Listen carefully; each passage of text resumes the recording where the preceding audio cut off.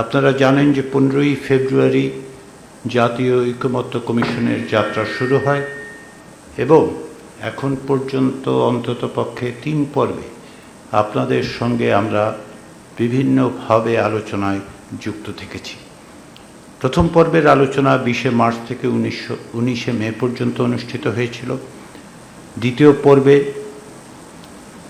2রা June মাননীয় প্রধান উপদেষ্টার উপস্থিতিতে আমরা দ্বিতীয় পর্যায়ের সূচনা করেছিলাম এবং 3রা জুন থেকে 30শে জুলাই পর্যন্ত 23টি অধিবেশনে মিলিত হয়ে আমরা আলাপ আলোচনা করেছি। আপনাদের পক্ষ থেকে বক্তব্য প্রদান করা হয়েছে এবং এখন আমরা তৃতীয় পর্যায়ে বাস্তবায়ন প্রক্রিয়া নিয়ে আলাপ আলোচনা করছি।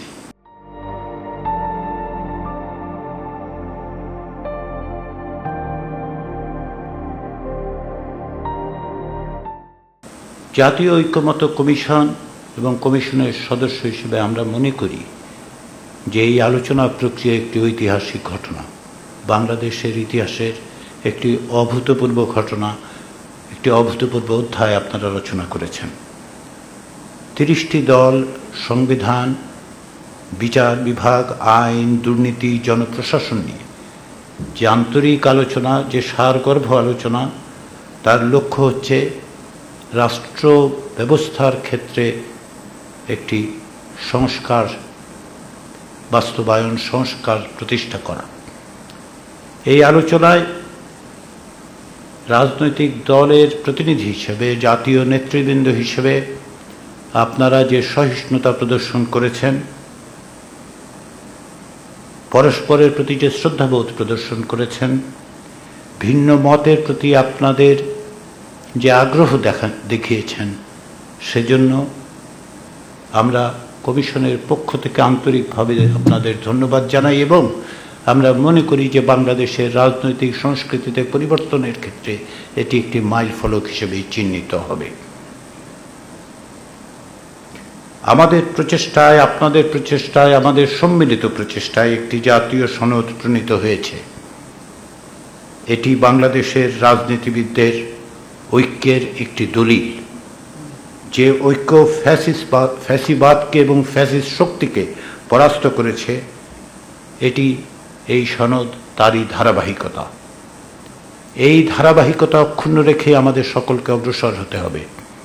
গণতান্ত্রিক উত্তরণ অর্থাৎ একটি জবাবদিহিমূলক রাষ্ট্র, যেখানে নাগরিকের মানবিক মর্যাদা অক্ষুণ্ণ থাকবে এবং সামাজিক সুবিচার নিশ্চিত হবে, তেমন একটি রাষ্ট্রের জন্য আমরা সকলেই অঙ্গীকারাবদ্ধ।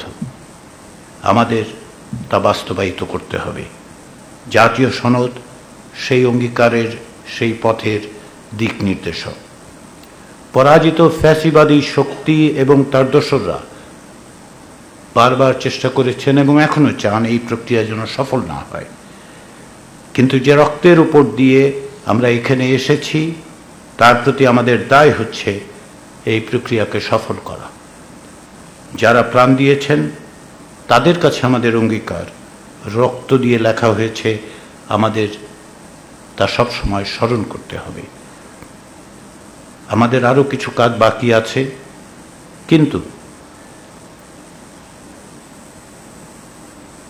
এই সামনের মাসগুলোতে রাজনৈতিক দলগুলোর মধ্যে যে সহযোগিতার ধারা তৈরি হয়েছিল অতীতে, তা সামনের মাসগুলোতে অব্যাহত থেকে অক্ষুণ্ণ রেখে আমরা অবশ্যই এর একটি চূড়ান্ত পরিণতিতে উপনীত হতে পারব।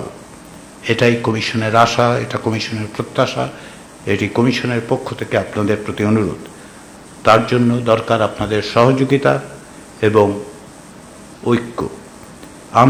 আপনারা যা অর্জন করেছি তাকে সামনে নিতে আমাদের এই ঐক্য বজায় রাখতে হবে, এই ঐক্য অব্যাহত রাখতে হবে, এই ঐক্যকে অগ্রসর করে নিয়ে যেতে হবে।